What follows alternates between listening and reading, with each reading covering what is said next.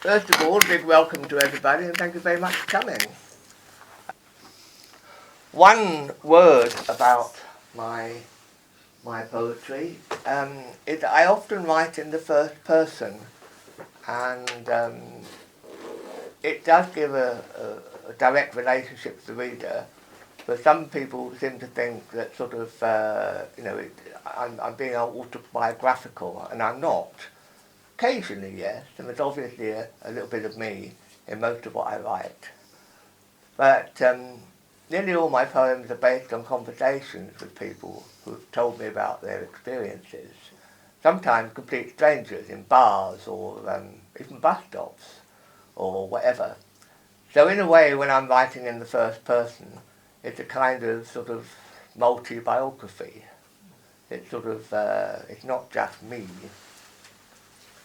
Now this first poem I would like to dedicate to my cousin Joan, who died a year ago. Joan and I were very close, but we never met. We were first cousins, and she left home at, she's about 10 years older than me. She left home at about 18 because she couldn't get on with her stepmother, and spent most of her life in America, part of it in Australia.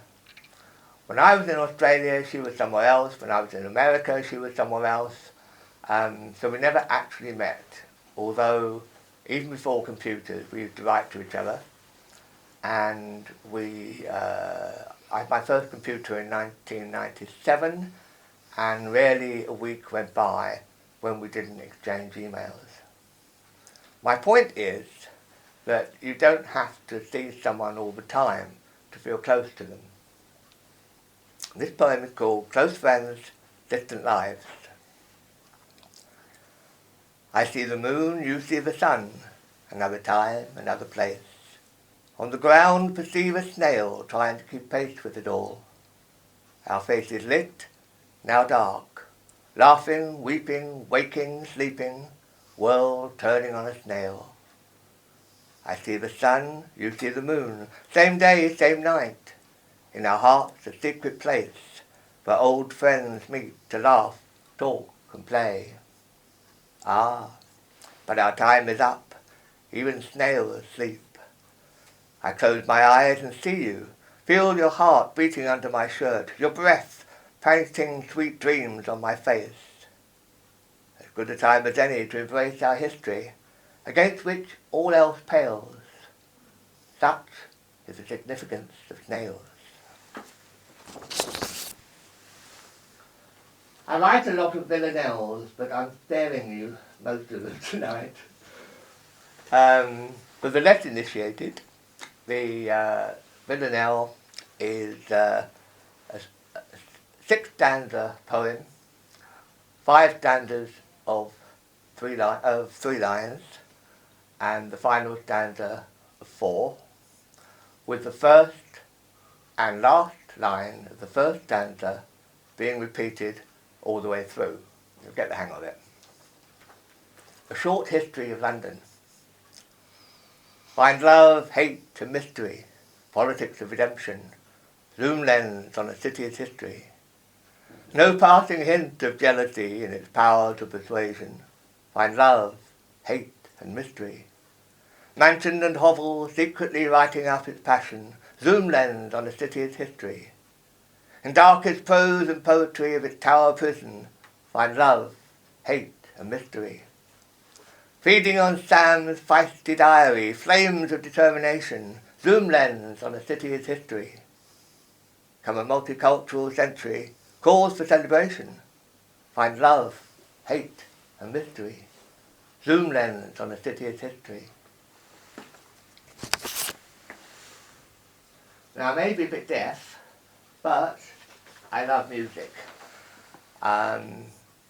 Obviously, because I have a pitch deafness, I do miss some of what I'm listening to. But I do enjoy most kinds of music, if it's good, if it's kind. I can recognise the bad. The Busker, or music, spirit of life. Busker, making music, all kinds of music. Without music, we might as well be dead. Body rhythms, vibrations, they all make music, even deaf people can hear, for everyone to share. If a sound means nothing, it has to mean something, making mind, body and spirit equal to the occasion, aware something is out there, keeping us happy, sad, fulfilled, as only music can. Busker, making music, all kinds of music, drowning out war cries, making peace instead. It's a happy heart that sings, a heavy one that cries. Joy and tears are universal to one door. Where song means nothing, it has to mean something, making body, heart and spirit equal to the occasion, aware something's out there, keeping us happy, sad, fulfilled, as only music can. Busker, needing music like we all need music, all kinds of music, turning stress on its head.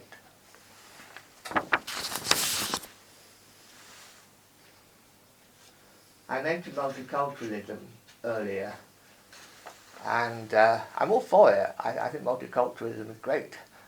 I just think it's not been handled very well in this country by successive governments, and it poses all kinds of problems for people from different cultures, not least gay people. Love's take on multiculturalism. As I put my lips to yours, they part to let my flame enter you, its heat moulding us into a live love sculpture, portraying the true meaning of life. As the flame goes to work on firing a peace offering to all those who reject our love, the raw scars of suffering peel away like layers of an onion. As we dive and swim freely where waters of the womb have risen to offer sanctuary from wildfires threatening extinction, we head for infinity. We reach a sandy shore, our healing selves embraced by palms whose leaves caress where cruel hands would not long since have denied us a hearth. Oh, heaven, this splendid place! If a dream as real and far more likely to inspire angel choirs than conflict among opposite numbers in temporal divisions. Sadly, we must rise and leave to make our way in this modern world, still a slave to its past for all its fine rhetoric about fair play in a free society. Yet, we have found a place where no socio-cultural religious spite can keep us apart, though it snatch us up and spit us out for breaking its rules. Find us among arts and streets, recreating love's custom-made models, nor finer take on life than sex, sexuality, colour, age or creed, reworking its humanity.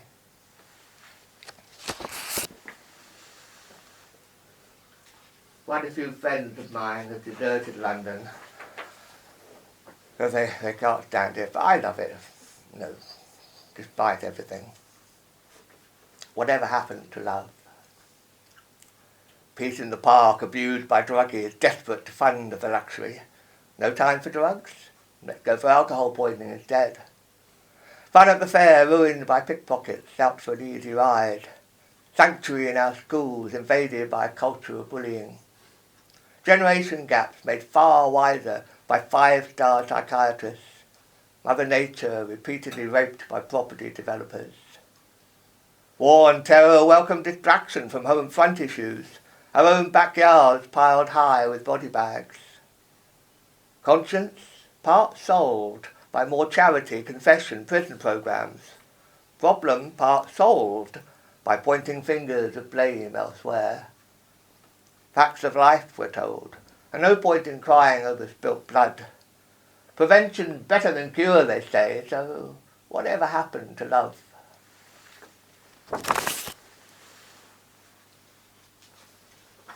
The Ballad of Neighbour Joe. I hate queers, Neighbour Joe once said to me. They're perverts, don't you agree? Not really, I had to say, especially as I'm gay. He stared, glared, eyes wide as saucers, lost for words, although his expression said it all. At last he managed to get a grip and curled his lip. Queers deserve to be shot, he snarled at me, and decent folks would agree. I took you for decent, I have to say, but you're gay? I nodded, said conversationally, so you'll be getting a gun to shoot me. He shook his head. You're a nice enough person, he said. I don't wish you dead. Tell me, he wanted to know, what's it all about, this being gay? Sounds sick to me. I was taught to loathe and despise, he whispered, oh, to me. You have a bad attitude, I felt inclined to tell him straight. I'm a dock man, me, but it's my job pays the mortgage, not my sexuality. Why should what my partner and I choose to get up to in bed matter to you so? He shook his head, rubbed his jaw. Finally admitted, I'll be damned if I know. You're right, said Neighbour Joe. None of my business. Blame it on that old song and dance called ignorance. We shook hands, went on our way. Good neighbours to this day.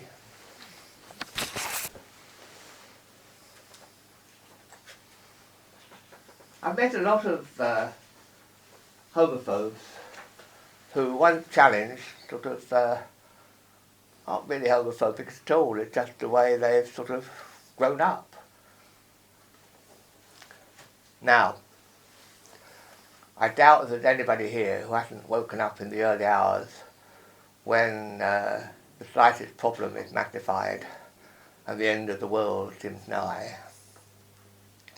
Darkness, the poetry of mixed feelings, or the scenic route to daylight. In the absence of light, not a soul in sight, nor star or moon, yet whisperings in the passing breeze urge calm, as kind ghosts return, to fill a lonely heart with love, and urge us all to seek peace of mind, be at ease with ourselves. Does the heart play deaf for fear of pain returning to haunt a mind hosting too many regrets that so relish any prompting to haunt, taunt us, make us feel small, with no shadows even to take our side? Oh, but listen, listen, listen to what friendly ghosts have to say. About seizing the day, the better to let sweeter dreams drive the bogeyman far away, and willing to return, risk further humiliation, where happy haunting is sure to drive him out. Though a mind be as restless as a wintry sea on some lonely shore, let the heart say its peace. Hear it out. Let it ease body's aches and pains, inspire the human spirit to picture moon and stars looking down on us with a twinkle in each eye, anticipating a new day. The origins of that poem date back to the 1960s, when 1960s, very early 1960s. I was still at school and worried sick about A-levels, because I really needed 2 A-levels to do what I wanted to do. I didn't get them, but anyway, I was worried sick and couldn't sleep, and like I just said, the end of the world seemed nigh. And my mum said, the thing to do, dear, is to think happy. Don't think sad, don't worry, just think nice things. And I thought, oh, well, that was rubbish. But I tried it, and it actually works. And, so now when I wake up in the early hours, as I often do because of the prostate cancer, I think, oh, God, how am I going to carry on with one thing or another? And, I look back and sort of, I think happy, and I guess that's what makes me a happy bunny, most of the time. Spring, hopefully, is on the way. Lovely day today, it's cold. View from a church window. There's a thrill of blossom on the old tree, a greeny white chirrup of noise bouncing gently, like a ball at play in child hands. Every nuance of creation about the old tree, tuned to perfection. You and me shaking our heads at confetti coming down on us like acid rain. A hymn to life, such beauty. Tiny wafers of noise tongue lightly at the kissing gate over there. Here, a dim view of immortality as we pass our seasons by, grown deaf to each leaf, rarely, if ever, making time to wonder why.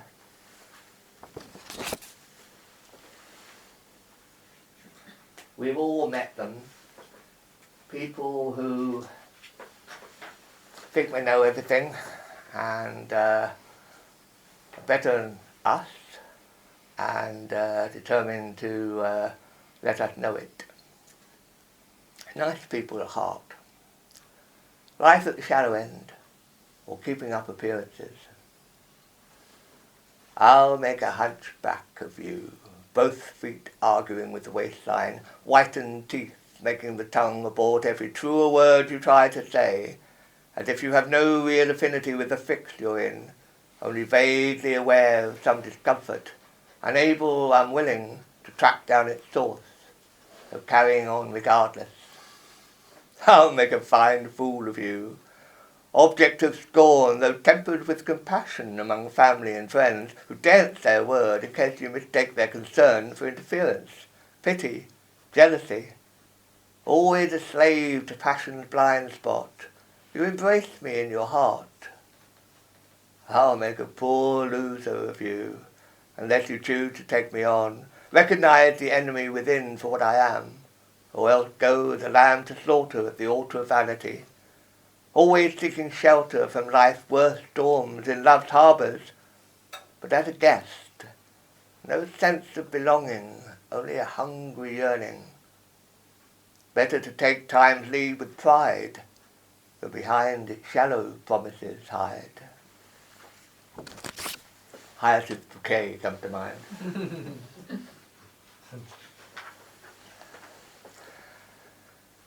Telling family things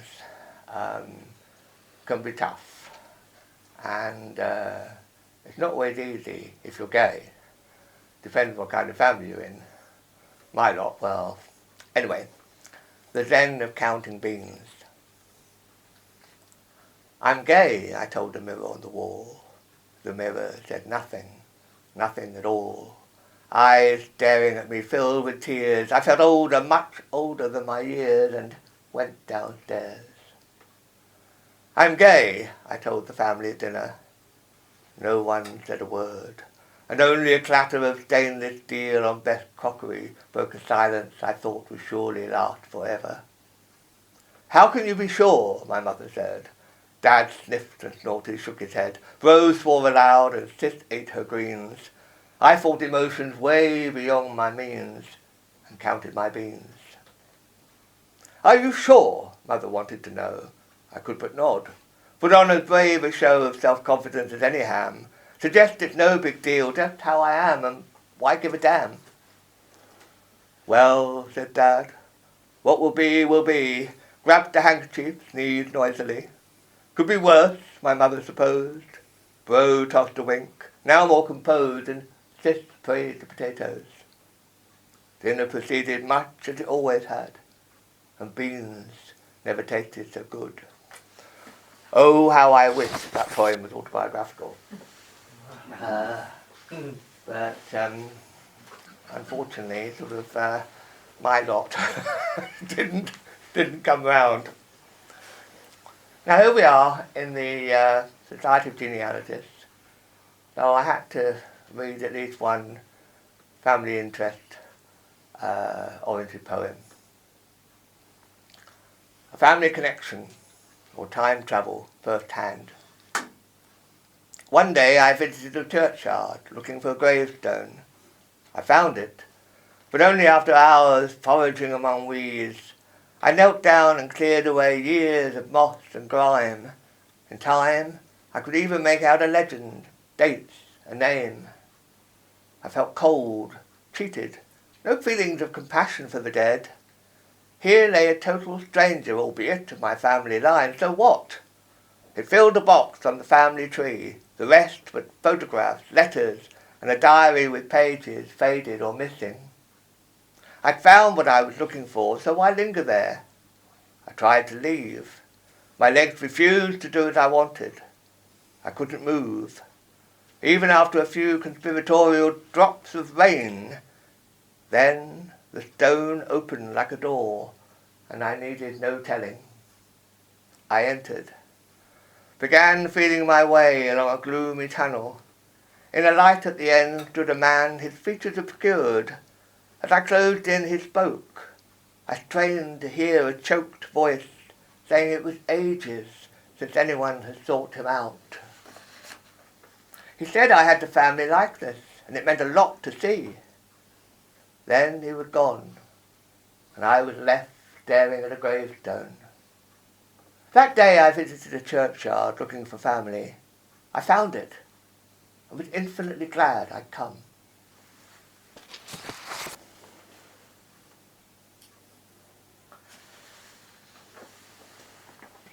Growing old brings its problems.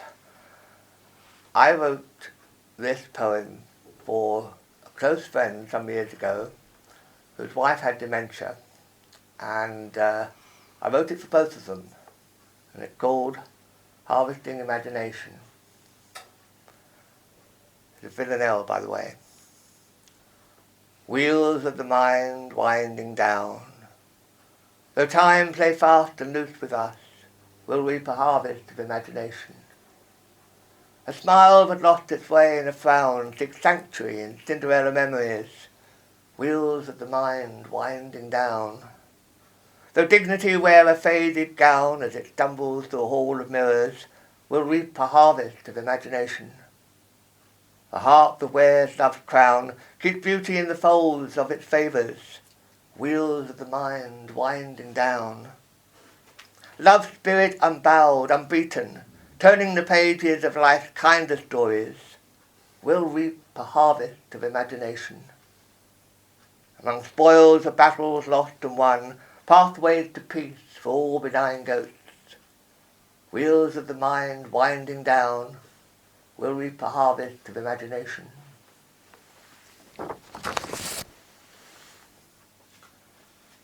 My friend's wife was called Mary, and she loved poetry, and in the latter years, when she sort of didn't know who we were most of the times, suddenly she'd come out with a few lines of a favourite poem, and so we knew she was still there somewhere.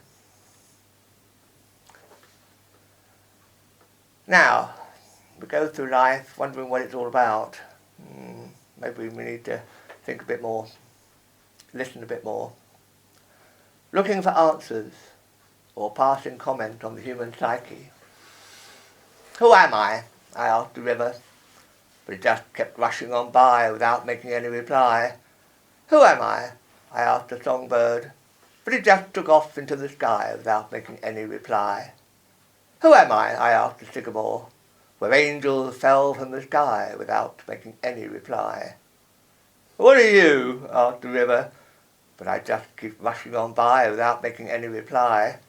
What are you? Asked the songbird, but I just scoffed pie the sky without making any reply. What are you? Asked the sycamore, where angel wings were in a flap about any right of reply.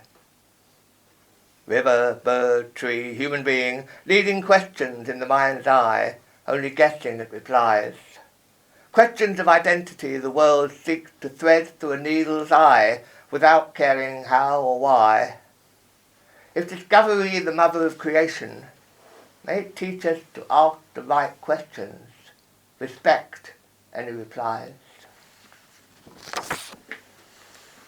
Far too often we're not interested in replies unless we happen to agree with them. Now it's Mother's Day on Sunday, and some years ago I wrote this poem, and originally the title was going to be Mother's Day, until a number of friends and colleagues mentioned that sort of, for one reason or another, they hadn't had a mother to bring them up, but nor did they feel they missed out on love. So I changed the title to Mother Love. I hear an angel crying for the joy of a child newly born, a lovely, gentle human being to live and love, laugh and mourn through tears of its own. I hear an angel singing for the joy of a child newly grown, a lovely, gentle human being, risen above worldly troubles down to human foibles. I see an angel winging for the joy of someone's passing, a lovely, gentle human being taken at last, deserving of rest among the best. Lark, risen like an angel for the joy of a new dawning, a lovely, gentle motion on wings of song at our own Earth Mother's bidding. Nature, a treasure to behold, there being grief as well as joy. Mother love, a gentle tale told at bedtime, like a quilt to keep us warm, though we be orphans in a storm.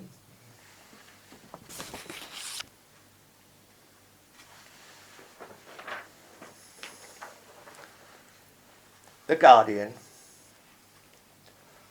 Where snow is falling, snow on snow, and the world is a lonely place, a woman in white shall softly go, and were we to see her face, we would know she comes for us.